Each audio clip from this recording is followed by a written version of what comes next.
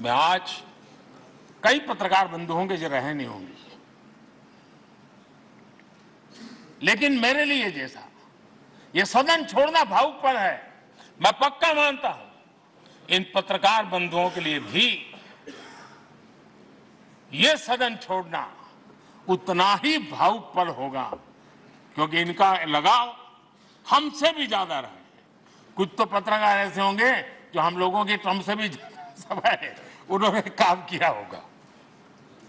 आज उनके उस महत्वपूर्ण लोकतंत्र की ताकत बनने के लिए, योगदान देने के लिए भी याद करने का अवसर है। आदरणीय अध्यक्ष जी, जब हम सदन के अंदर आते हैं, हमारे यहां नाद ब्रह्म की कल्पना है।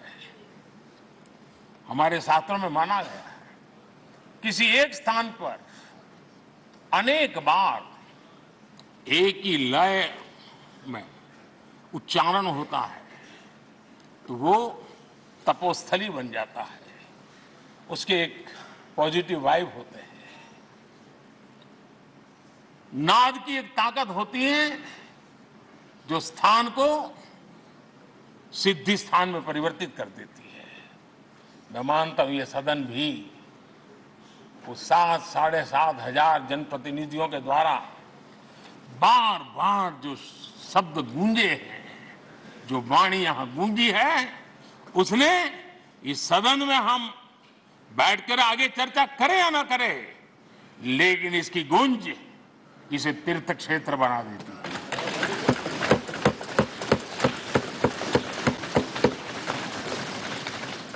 एक जागृत जगह बन जाती है और लोकतंत्र की प्रति श्रद्धा रखने वाला व्यक्ति आज से 50 साल के बाद भी जब यहां देखने के लिए भी आएगा तो उसे उस गूंज की अनुभूति होगी कि कभी भारत की आत्मा की आवाज यहां पर गूंजती थी।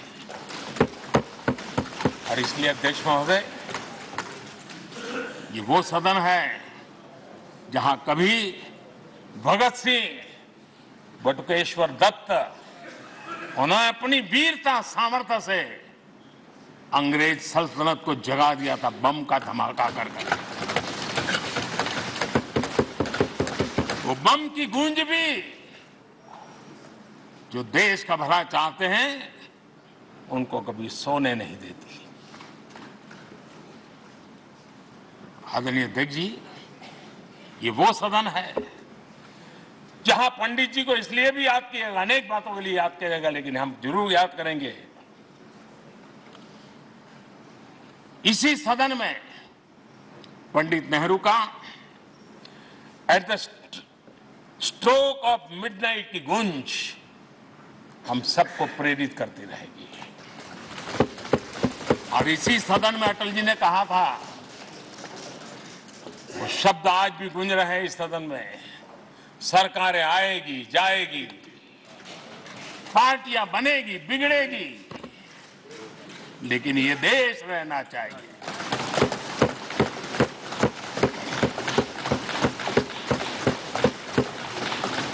आदरणीय अध्यक्ष जी, पंडित नेहरू की जो प्रारंभिक मंत्री परिषद थी, बाबा साहब आम्बेडकर जी एक मंत्री के रूप में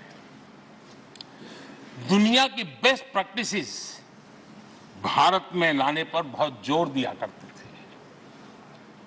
फैक्ट्री कानून में अंतर्राष्ट्रीय सुझावों को शामिल करने पर बाबा साहब सर्वाधिक आग्रही रहे थे और उसका परिणाम आज देश को लाभ मिल रहा है। बाबा साहब आम्बेडकर ने देश को नेहरू जी की सरकार में वाटर पॉलिसी दी थी और उस वाटर पॉलिसी बनाने में बाबा साहब आम्बेडकर की बहुत बड़ी भूमिका रही थी।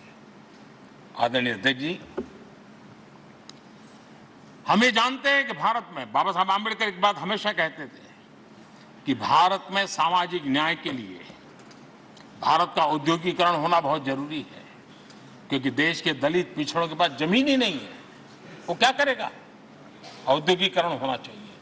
और बाबा साहब इस बात को मान करके डॉक्टर श्यामा प्रसाद मुखर्जी जो पंडित नेहरू के मंत्री थे, उन्होंने इस देश में और पहले वाणिज्य मंत्री के रूप में और उद्योग मंत्री के रूप में उन्होंने इंडस्ट्री पॉलिसी इस देश में लाई थी।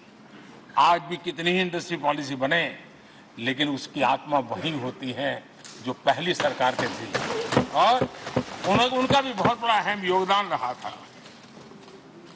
आदरणीय अध्यक्ष जी, लाल बहादुर शास्त्री जी ने 65 के युद्ध में हमारे देश के जवानों में का हौसला बुलंद करना, उनके सामर्थ्य के लिए को पूरी तरह राष्ट्र में झोंक देने की प्रेरणा इसी सदन में से दी थी लाल बहादुर शास्त्री का। और यहीं पर उन्होंने ग्रीन रिवॉल्यूशन के लिए एक मजबूत नींव लाल बहादुर शास्त्री जी ने रखी थी।